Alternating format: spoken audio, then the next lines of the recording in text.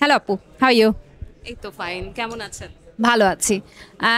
আপনাদের ফ্যাসিলিটিসগুলো কি কি? আজকে আপনারা যে স্টলটা দিয়েছেন, আপনারা যারা আপনাদেরকে ভিজিট করতে আসছে, তাদেরকে আপনারা কি ধরনের ফ্যাসিলিটিস দিচ্ছেন?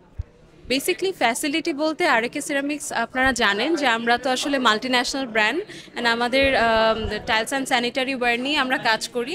তো এখানে যেহেতু ক্যারিয়ার ফেস্ট হচ্ছে, জব ফেয়ারে এসেছি, আমরা মূলত মিড লেভেল অ্যান্ড অ্যাবাভ যেই পজিশনগুলো আছে সেগুলোর জন্য আমাদের ওপেনিং আছে, জব ওপেনিং। ফ্রেশারদের জন্য এখনও তেমন ভ্যাকেন্সি নেই, তাই যারা ফ্রেশার আসছেন তাদেরকে খুব একটা আমি মানে ওভাবে আশ্বাস দিতে পারছি না।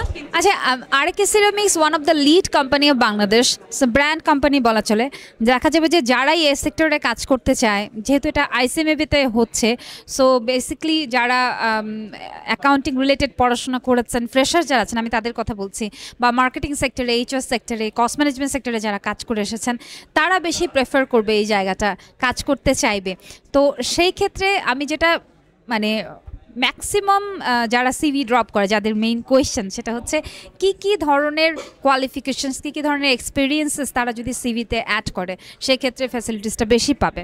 আচ্ছা, মূলত আমরা খুবই সহজভাবে বলতে, যেহেতু সিএমএ বা সিএ যারা করছে, মানে কমপ্লিট হয়েছে অথবা পার্শালি কমপ্লিটেড, মানে হাফ ডান, তো তাদের জন্য আমরা মূলত ওপেনিংটা রেখেছি। আমরা তাদেরকেই সোর্স করার চেষ্টা করছি এবং তাদের যদি 7+ 10+ ইয়ার্স এক্সপিরিয়েন্স থাকে, তাহলে আমরা পার্শালি কমপ্লিটেড হোক বা ফুল কমপ্লিটেড হোক, সিএ বা সিএমএ হয়েছেন, তাদেরকে আর কি আমরা ওপেনিংয়ের জন্য আর কি মানে অফার করছি। আচ্ছা, এখানে অনেক এসিসিআর স্টুডেন্ট আছে যারা হয়তো যেটা বলছিলেন আপনি যে পার্শিয়ালি কমপ্লিট করার কথা, হয়তো পার্শিয়ালি কমপ্লিট করেছে, পার্ট 2 পর্যন্ত কমপ্লিট করেছে, পার্ট 3 রানিং।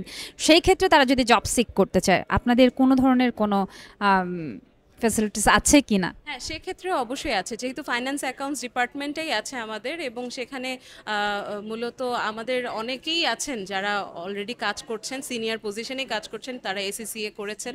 তো আমরা সেই জায়গা থেকেও যদি তারা রানিং হয়, মানে একদম ফ্রেশার আমরা আসলে এখন সুযোগ দিতে পারছি না, কিন্তু যদি এসিসিএ হন এবং পার্ট 2 বা 3 কমপ্লিট করেছেন বা রানিং আছেন, তাহলে তাদের জন্য আমরা মিড লেভেল অ্যান্ড অ্যাবাভের জন্য আমরা জব ওপেনিংটা রেখেছি। Okay, thank you so much and best of luck. Thank you so much.